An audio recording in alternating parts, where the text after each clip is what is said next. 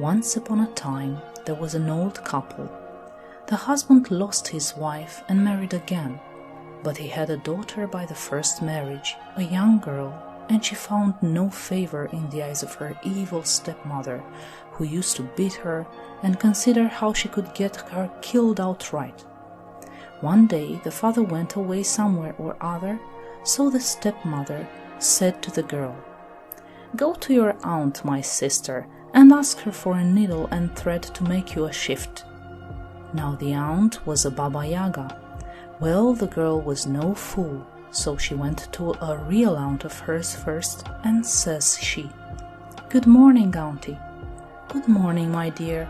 What have you come for?" "Mother has sent me to her sister to ask for a needle and thread to make me a shift." Then her aunt instructed her what to do. "There is a birch tree there, niece, which would hit you in the eye. You must tie a ribbon round it. There are doors which would creak and bang. You must pour oil on their hinges. There are dogs which would tear you in pieces. You must throw them these rolls. There is a cat which would scratch your eyes out. You must give it a piece of bacon." So the girl went away and walked till she came to the place. There stood a hut, and in it sat weaving the Baba Yaga, the bony shanks. "Good morning, auntie," says the girl. "Good morning, my dear," replies the Baba Yaga. "Mother has sent me to ask you for a needle and thread to make me a shift." "Very well, sit down and weave a little in the meantime." So the girl sat down behind the loom, and the Baba Yaga went outside and said to her servant maid, "Go and hit the bath and get my niece washed, and mind you look sharp after her. I want to breakfast off her." Well, the girl sat there in such a fright that she was as much dead as alive.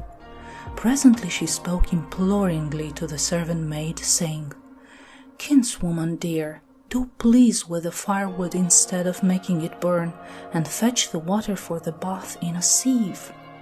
And she made her a present of a handkerchief. The Baba Yaga waited a while, then she came to the window and asked, "Are you weaving, niece? Are you weaving, my dear?" "Oh yes, dear aunt, I'm weaving." So the Baba Yaga went away again, and the girl gave the cat a piece of bacon and asked, "Is there no way of escaping from here?" "Here's a comb for you and a towel," said the cat.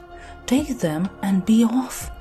The Baba Yaga will pursue you, but you must lay your ear on the ground, and when you hear that she is close at hand, first of all throw down the towel.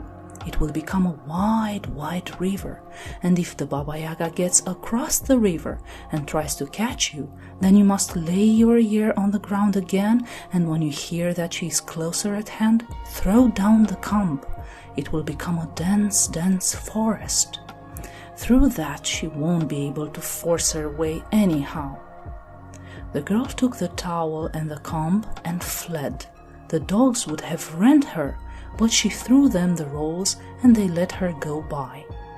The doors would have begun to bang, but she poured oil on the hinges and they let her pass through. The birch tree would have poked her eyes out, but she tied the ribbon round it and it let her pass on. And the cat sat down to the loom and worked away, muddled everything about, if it didn't too much weaving. Up came the Baba Yaga to the window and asked, "Are you weaving, niece? Are you weaving, my dear?" "I'm weaving, dear aunt, I'm weaving," gruffly replied the cat. The Baba Yaga rushed into the hut, saw that the girl was gone, and took to beating the cat and abusing it for not having scratched the girl's eyes out. "Long as I've served you," said the cat, "you've never given me so much as a bone, but she gave me bacon." Then the Baba Yaga pounced upon the dogs, on the doors, on the birch tree, and on the servant maid, and set to work to abuse them all and to knock them about. Then the dogs said to her, "Long as we've served you, you've never so much as pinched us a burnt crust, but she gave us rolls to eat. And the doors said, long as we've served you, you've never poured even a drop of water on our hinges, but you poured oil on us. The birch tree said, long as I've served you, you've never tied a single thread round me, but you fastened a ribbon around me. And the servant maid said, long as I've served you, you've never given me so much as a rag, but she gave me a handkerchief. The Baba Yaga, bony of limb, quickly jumped into her mortar, set it flying along the pestle, sweeping away the wild old traces of its flight with a broom, and set off in pursuit of the girl. Then the girl put her ear on the ground, and when she heard that the Baba Yaga was chasing her and was now close at hand, she flung down the towel, and it became such a wide river. Up came the Baba Yaga to the river and gnashed her teeth with spite.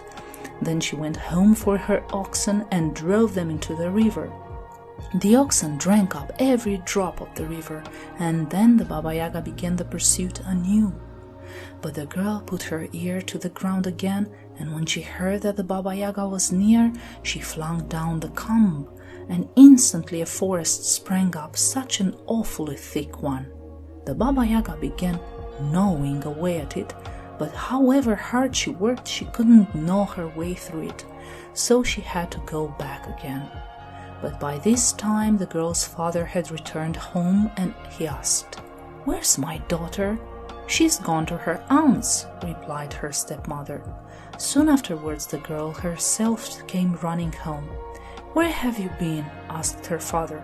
"Ah, father," she said, "mother sent me to aunt's to ask for a needle and thread to make me a shift, but aunt's a Baba Yaga and she wanted to eat me." "And how did you get away, daughter?" "Why, like this," said the girl, and explained the whole matter. As soon as her father had heard all about it, he became wroth with his wife and shot her. But he and his daughter lived on and flourished, and everything went well with them.